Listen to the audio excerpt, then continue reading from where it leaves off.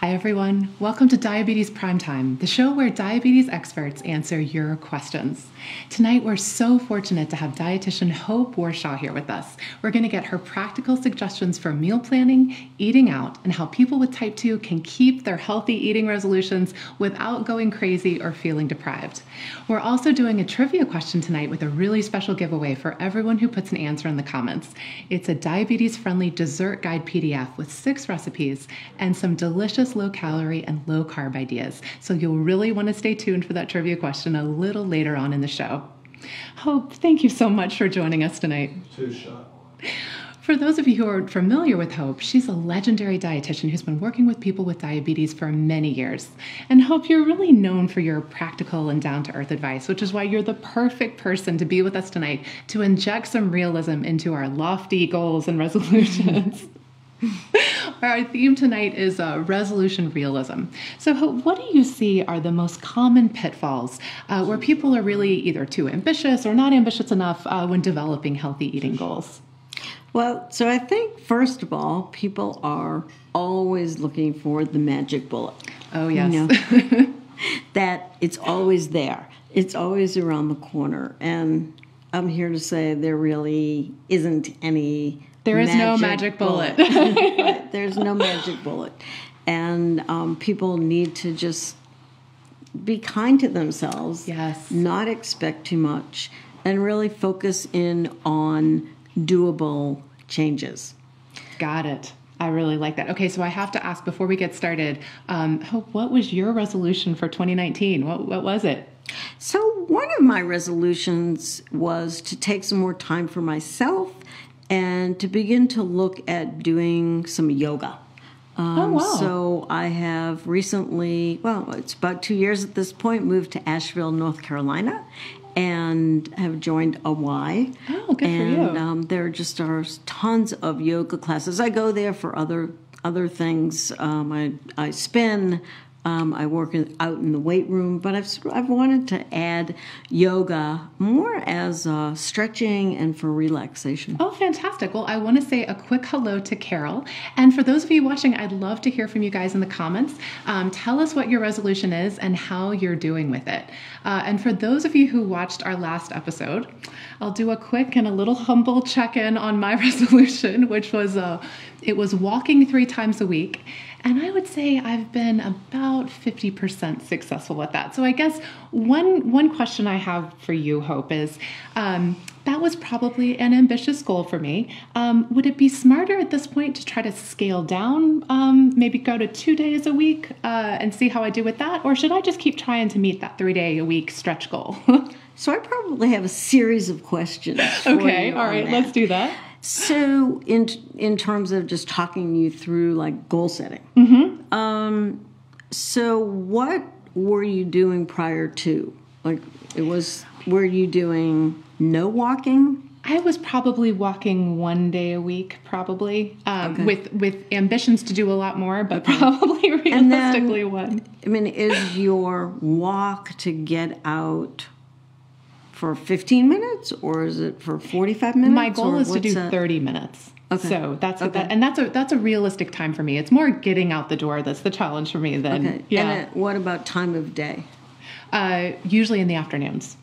I love all these questions. I really haven't thought through this, I'm realizing. And I want to say hello to Susie and Terry and Cindy. So glad you guys are able to join us. All right, Hope, we're back to the resolution doctor here. Right. Solving my life. Resolution realism. Yes, exactly. Take 2. That's what you need to do when you're setting goals. Ask yourself some questions. And when you're setting realistic goals. So what's going through my mind as I'm thinking through this with you is, wow, if she's trying to go from 0 to 60, right? That's going to be really hard. Okay. So, but people do say with exercise that unless you're doing something 3 times a week, I mean, because that's 3 times out of 7 days. 7 days. Come on, Anne. Yeah, that sounds very doable. What you need to do is really think about the time of day, like, could you really get this done in the morning? And just like put your sneaks by your bed, get stuff ready, like we do. So first thing in the morning is kind of the way to guarantee I get it done. Maybe. Some people it doesn't work for, and other people it will. Okay. And maybe the 3 times a week, but maybe the 20 minutes. Okay. Is, or maybe even 3 times a week, 10 minutes, 15 minutes. So what I hear you saying is that our resolutions can be a fluid goal. It can be, yes, it can be like okay, so I originally thought 3 times a week through 30 minutes, but maybe I can look at what is working and what's not working and adjust kind of on the fly. Exactly. Okay, exactly. I like that. All right. Yeah. I'm going to hang in there with you guys, and I'm going to tell you on our next episode how I'm doing and whether... But what I want you to do to take this to the final step is to say what you're going to do for your goal. Because when people speak their goal, I heard this a long time ago and I've loved it. Okay. When people state their goal, they are much more likely to follow through with it. Oh, okay. All right. So my goal, I'm going to recognize that it's getting out the door for me that's hard. It's not actually how long I'm walking. So I'm going to slightly adjust my goal and say I'm going to walk 2 days a week for 30 minutes, and I'm going to really try to do it first thing in the morning so that I know I've got it completed. And we will check in with you next month and tell you how I'm doing with that. Yeah, Hope's going to be texting me all the time. I want to say hello to a whole bunch of people who joined us. Autumn, Sally in Wisconsin, and Kay from Iowa. We are so glad to have you here with us. Okay, Hope. So let's talk a little bit about meal planning. Sure. And how meal planning can be such an important tool in helping us achieve our healthy eating goals. How do you encourage people to think about why meal planning can be so helpful? So the 2 principles that I think are critically important to being successful with really healthy eating, and so meal planning being a piece of healthy eating, is pre-planning. Okay. Number 1, and portion control. So we can delve into both of those. Absolutely. All right, so let's talk about pre-planning first. So to me, pre-planning is about that once a week, or maybe it's once in 10 days, depending on your schedule, is to say, what am I going to prepare? What foods do I need to have in the house? And therefore, let the answers to those questions formulate what your shopping looks like. Okay, got it. So that's number 1. So that's like you sort of prepare to prepare. Okay. And then other pieces of that are, what are 5 favorite meals that it's either for yourself or for you and who you live with or the family that you're feeding, and that you always make sure as part of your shopping list or your shopping inventory is, I'm going to make sure that I have ingredients for those 5 dishes to make. Got it. Because therefore you can always make things. Okay. Another piece of it is make sure that you are always restocking things in your pantry, things in your freezer. Got it. That can be there to put together a meal. I mean, things like stock and things like tomato products. Okay, canned beans. Garlic. Onions. Yeah. So exactly. You need canned beans, yes. I mean, we sort of have this poo-poo on frozen vegetables or canned vegetables. It's like, no, have them there. They're I've as become close such as a huge opening. fan of frozen vegetables. Even roasting frozen vegetables. If you get that temperature high enough, roasted frozen broccoli is delicious, and it's an easy. You don't have to have the produce that potentially can go bad. It's been a lifesaver for me. Exactly. So it's really doing the thinking ahead of time. Don't end up on your way home from work and go, oh my God, what am I going to make for dinner? It's the 5 o'clock conundrum where it's like, I'm hungry and I have no plan. Right. And I think in our world today, food is just so accessible, and it's accessible 24/7, that it's really easy to do these stop-bys or drive-bys and pick up less than healthy foods. So true. All right, so we are going to take a quick break here. Several of you have weighed in with your resolutions. I'm going to share them with you guys. Autumn's resolution is to get back to meal prepping. So we're going to talk some about meal prepping. Autumn, I think that's a fantastic resolution. Paula says her goal is to do more walking. I'm with you, Paula, and work out more. And I also want to say hello to Gordon from Ottawa, who's joining us. So our trivia question tonight. Again, if you leave us a comment with the answer to this question, you will get our diabetes-friendly dessert guide PDF for free. So be sure to leave a comment for us. Our trivia question this week is, according to U.S. News and World Report, what percentage of resolutions fail in the first 6 weeks of the year? Is it 20%, 50%, or 80%? So again, according to U.S. News and World Report, what percentage of resolutions fail in the first 6 weeks of the year? A, 20%, B, 50%, or C, 80%. Send us a message in the comments with the answer and you will get our dessert guide for free. And tonight, actually, we have a very special bonus giveaway. Hope has written several books for the American Diabetes Association, including one that's kind of a diabetes survival guide for restaurant eating and another for meal planning. So we're going to do a drawing at the end of the show for a lucky person who's going to get a free copy, a free signed copy, actually, because Hope just signed them before we went on air, who's going to get a free copy of those books. So if you leave us a comment or ask a question, you'll be entered to win, and I will announce the winner at the end of the show. I'd also like to send a big thank you to the two sponsors of tonight's episode. Archery has been working for over 50 years to make the lives of people with diabetes simpler and easier. Their blood glucose monitoring products and personalized approach to diabetes management helps empower people to live richer, healthier lives. And Amazon's choice brand of blood glucose monitors and blood pressure monitoring products make healthcare more affordable. We'll put a link to both of those amazing brands in the comments. Be sure to check them out. They make our show possible, and we are very grateful. All right, Hope, so let's get back to meal planning. One of the things I love about talking to dietitians like you is you have such practical suggestions that you yourself use. So tell our audience about two of my personal favorites of yours. Let's start with salad accessories and how you always have stuff for a salad on hand. Sure. So that's my little nickname. I have never heard anyone else use that term. So I work at home. And my husband actually now works at home as well. So most lunches for us are salads, and think of those as, take out dinner-sized plates and you build an entree salad. And I just find it really easy to, on Sundays, if I'm home and I'm able to do that, or it's another day of the week if I'm not, is I take out of the refrigerator and chop up and put into a plastic container things like red cabbage, carrots, red pepper. Notice the colors, nutrient-dense vegetables. Non-starchy veggies. Right. Yes. What else? Red onion. Maybe there are a couple of other things there. One of the things I've started to do, I used to put cucumbers in them, and now I've been just marinating cucumbers, in some white wine vinegar and some Splenda, like a pickle, and some salt. Throw a little garlic in. You can never get too much garlic. Agreed. But what I don't do is I don't put in something like tomatoes because I feel like they're potentially mushy. But we have cherry tomatoes and cut those up. So. Okay, it's lunchtime, and so I take out my, plastic container of washed salad greens. I take out my accessories, and sometimes a spoon, but sometimes our hands.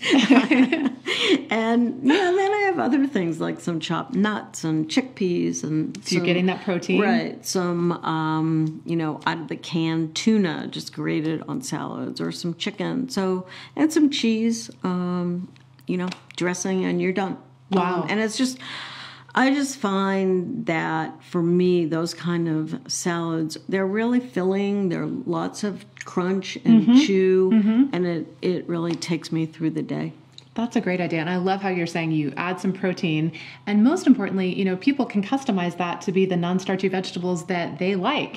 So if you're not an onion fan, don't include onions. If you saw a vegetable on sale, that's part of your salad. And so you can kind of mix it up enough to kind of keep it interesting. In fact, last week I had some extra cauliflower and butternut squash that I hadn't put in a curried vegetable dish that I made earlier in the week. And I roasted it up, and we we just cut that into salad. So you can really, it's a good way to use up what you have as well. Oh, that's so fantastic. Okay, so that's actually a really important topic because I know there are folks out there who don't like leftovers. But for me, leftovers are a gift for my future self. When I make soup, I always make extra because. So, how do you recommend that someone utilize leftovers as they're doing that planning that you were talking about? You know, how does someone think through? Okay, I'll make this, and then I'll have some leftovers, and how does someone do that? Right. So I recently heard an even better term than leftovers. It's planned overs, which I really like. Not an accident. Really, oh no, it's definitely not an accident for me. It's like sometimes I look at the amount that I'm making for a couple people. I'm like, what? Why? But I am so big on leftovers. I was mentioning that vegetable curry. I actually made enough for 2 meals, and then it's like easy peasy. You have another meal. Exactly. Yeah. And you use the example of a rotisserie chicken when we. How do you encourage someone to think about all the different ways they could use a rotisserie chicken over the course of a week? So, I mean, first meal is maybe you get it and you have that as a piece of chicken complemented by some veggies and some other things that you have on the plate. And then maybe you use it in something like a quesadilla or on top of a burrito. Or maybe you use part of it on the salad as your protein, as we were mentioning. So not so sure how far that one rotisserie chicken. Well, no, you already gave us three ideas, right. So I'd say that's pretty good. I think that's wonderful. Then tell us about your other meal prep genius idea, I think, which is fruit in the morning. Right. What does that look like? That's again, take out the plastic container and chop, chop, chop. So typically I take a few oranges, I take an apple, I put some raisins in, sometimes some grapes, oftentimes mango, but the mangoes have been not very good lately. And then again, build a container of that. We typically eat a lot of berries because I think berries are incredibly healthy. And delicious. But I don't mix them into that because again, like the mush factor. Yeah. And so we just take that out, build a bowl of fruit, throw some Greek yogurt on it, and you've got breakfast. Right. Oh, that's so fantastic. Yeah. So Taniqua asks, which beans are you guys using in your salads? And I'm going to answer this before Hope does. Sure. I'm a vegetarian, so beans are a big part of our lives. I love chickpeas are actually my favorites for salads because they just have such a nice flavor and they don't ever taste slimy. But sometimes I'll put white beans in a salad or even black beans, like if you're doing like quinoa and grape tomatoes and corn, black beans. But that's just my personal preference. Right. So jump in there and I've gotten to using a pressure cooker to make a bunch of beans. Oh wow! And then I've evolved to so make a bunch of them and then throw them in the freezer. Oh, and just what a take great idea. Few out because really after a few days they do get slimy. Yes, they do. And then another one I keep is edamame. The shelled edamame, which is great. Absolutely. All right, another question. Susan Ling Chilson says, is iceberg lettuce as healthy for your salads as using something like a darker green spring mix? Great question, Susan. I'm very curious to hear what Hope says. So I think your darker green leafy vegetables are a little healthier, but I think people need to think about their budget. They think about what you like. I mean, don't try to split hairs. If you're going to eat a salad and what iceberg lettuce is maybe what you grew up on and it's maybe economical for you, use it. Don't try to say, ooh, I think I really should be eating, Kale. Spring mix. Yeah, exactly. And I will say, in our weight group, our folks who are trying to eat healthier to manage their weight, we've had a whole debate about spinach versus kale. And we've got some spinach lovers, and then we've got people like me who think kale, once you've kind of gotten used to kale, sometimes spinach or other lettuces can taste a little wimpy. So definitely trying, if something's on sale or, trying different greens, you can get used to a whole bunch of different flavors. Right. Even if you're... And one people might like raw better, and one people may like cooked better. I mean, I've gotten to where I will add spinach, and you can use frozen spinach into things like tomato sauces. And even that, idea. I keep coming back to my curried vegetable. But I threw fresh, through fresh spinach. And I mean, it's silly to actually buy fresh spinach because it's expensive and it almost disappears. It cooks down to nothing so quickly. It does, exactly. It's like, really, this was all that I bought.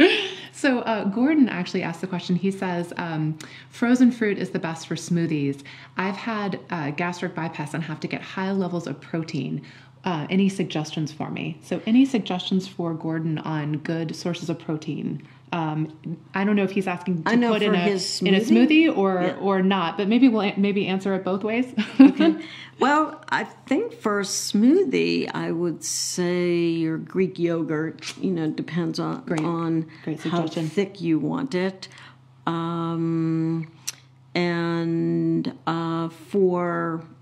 Just protein, to me, it's your white fish. That tuna we were talking about is great, and chicken. Those are your really pair that with your salad accessories. Protein. And, you got a great lunch. All right. Well, thank you very much for the comment, Gordon. I'd love to hear from you guys in the audience. What are the meal prepping routines that you rely on at home to make cooking at home easier? I guess one question I had from you, you alluded to this a little bit earlier, talking about kind of planning to plan. Mm-hmm. Do you put together a list on Sunday, for example, of this is what I'm going to cook throughout the meal? Do you actually have Mondays this, Tuesdays this, and then shop accordingly? I do. I actually have... I have a food inventory list. This is why we have Hope on. We all aspire to have a food inventory list. Share. It's nothing more than a Word document that I've added to and subtracted from a little bit. But these are the things that I buy. Mm-hmm. And the reality is, folks, that we are, for the most part, creatures of habit. Mm-hmm. And I think people with diabetes particularly are creatures of habit. Mm-hmm. And so, don't worry about being sort of, obsessive about the way that you go about planning. But yes, I say, what are we going to do? What does our week look like? How busy are we? Who's out? Who has the meetings? Who has this? Mm-hmm. And then we say, Monday, Tuesday, Wednesday, what's in the freezer? Mm-hmm. A planned over mm-hmm. meal for one meal, something on the grill. We're trying to eat more vegetarian as well. Mm-hmm. So what does that look like? But yes, absolutely. I do, and then that drives some of the things that I'm buying. But then you also have to think about, what are you doing for breakfast? What are you doing for lunches? Do I have those foods in the house as well? That's fantastic. We have another fan of leftovers. Carol says, leftovers rock, gifts reimagined. I love it. Carol, I'm going to be using that for sure. I think that's fantastic. I want some of her ideas.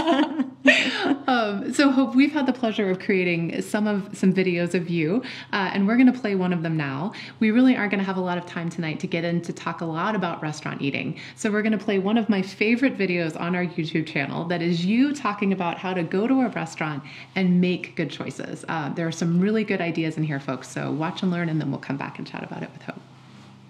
The traps of restaurant eating, restaurant meals are, number one, portions, number two, fats. And for those who need to be careful about how much sodium they consume, and that's a lot of people with type 2 diabetes, is the sodium counts of restaurant meals. So let's just look at portions. And I should tell you that in my home, I'm known as the portion control queen. And when we go out to restaurant meals, we don't just order, we negotiate. But one of the ways that I think you can really control portions is by splitting and sharing food. You don't have to order that entree and have that all sitting in front of you.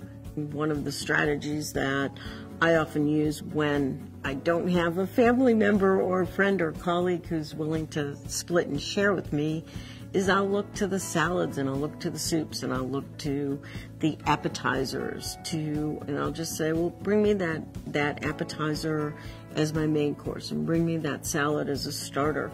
I think people are so hesitant to make those special requests.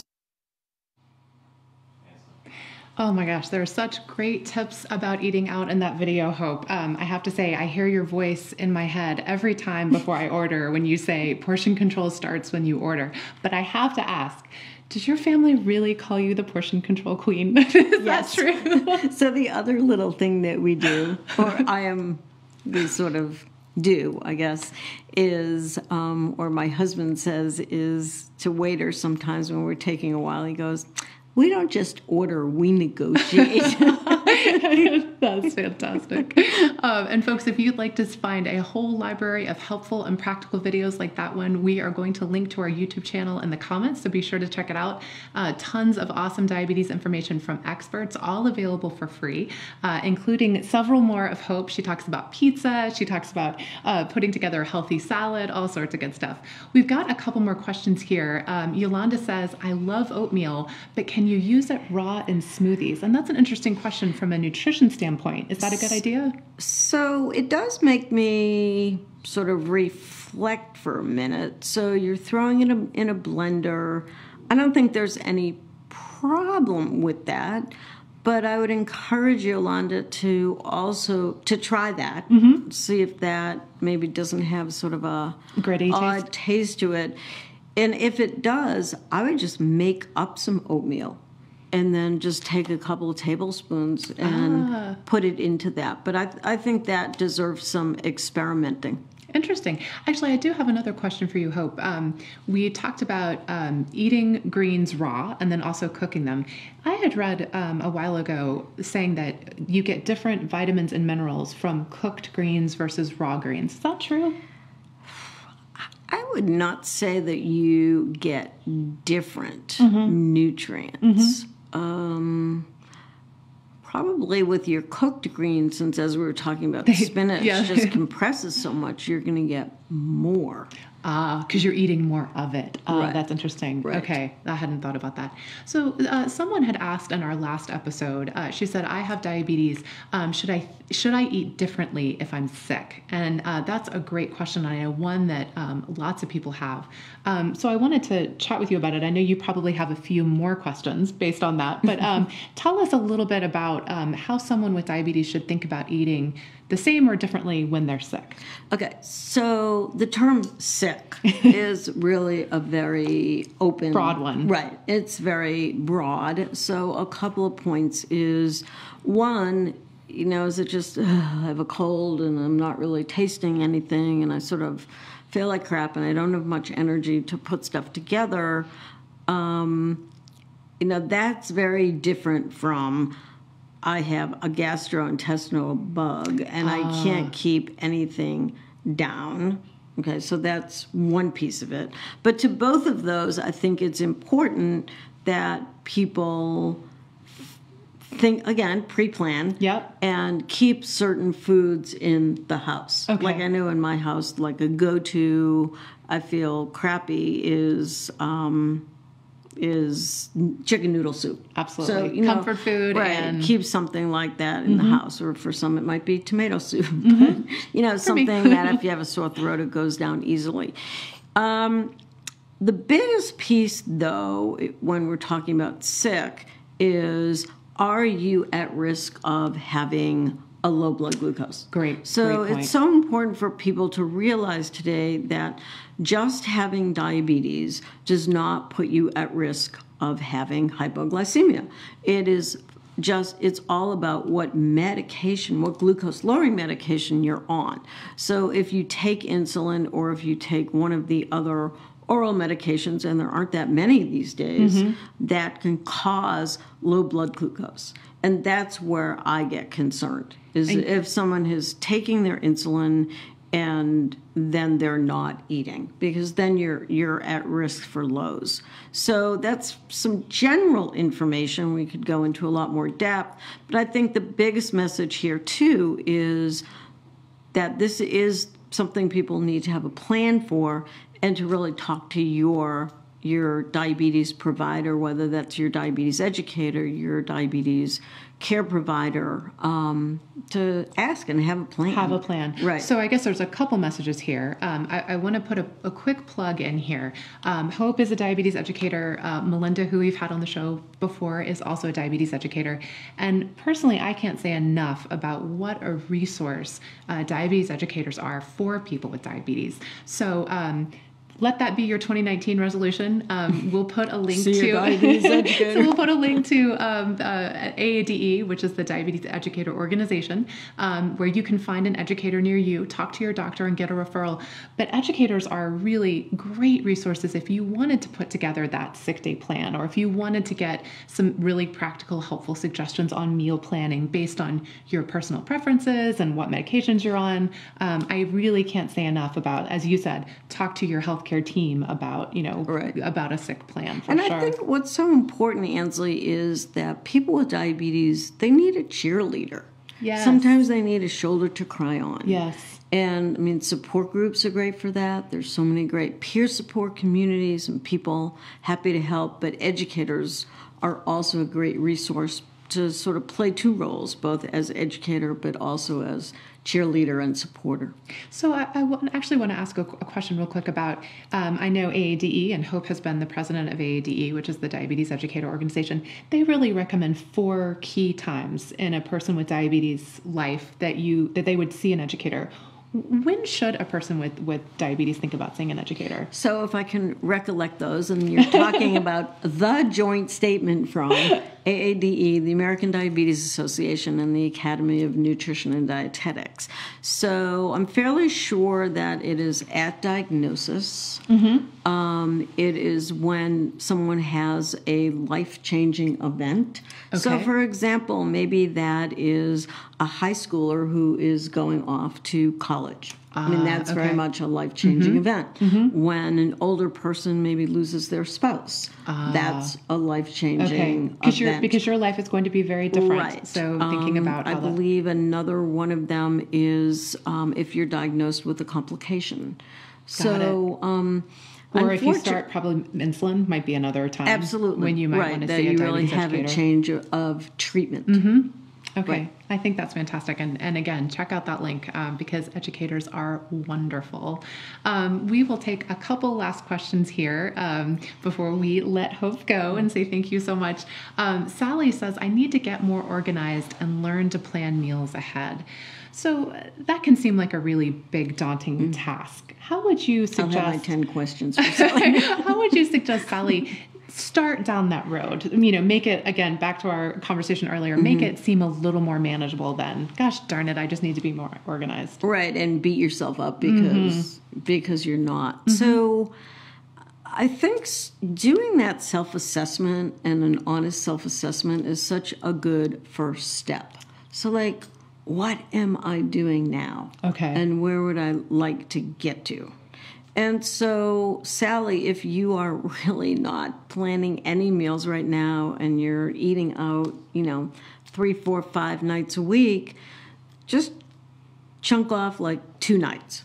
That's a great idea. What could I do?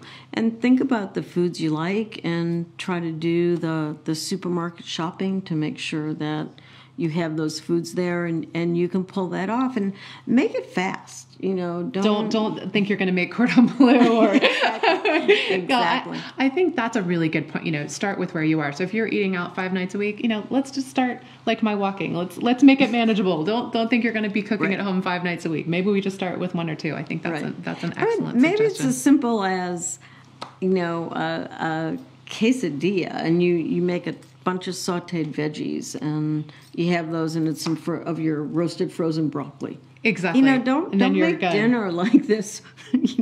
These meals that maybe your mom had all day to cook. Right, exactly. Ain't happening. That's so true. All right, so speaking of the need for realistic resolutions, I want to say a big thank you to everyone who answered our trivia question. The correct answer is 80%. So 80% of resolutions fail in the first 6 weeks of the year. I guess I'm kind of one of those 80%, even though I'm still trying. So it shouldn't be too surprising. So let's actually, I'm now resolved resolved, though, that I'm going to adjust my sails and try to stay a little more realistic. And I want to say also that Susan Ching, I just lost her name, is the winner of our books from Hope. So we will reach out to you via Messenger and get your address and mail them off to you. For all of you who answered the trivia question, look for your free dessert guide PDF in your Facebook Messenger account soon if you haven't already received it. And Hope, I just want to say thank you so much for joining us tonight. It has been a privilege and really inspiring, as it always is. Well, thank you. I appreciate it. I want to say thank you all for joining us tonight. If you did not win the books, but you are interested in them, we will post a comment with a link to where you can find them online. And that's our show for you tonight, folks. I hope you enjoyed it, and we will be back to you live next month on February 26th at 8 p.m. Eastern Time with an endocrinologist from the Joslin Diabetes Center, which we're really excited about. So be sure to join us then and bring your questions. Thanks so much, and have a great night, everybody.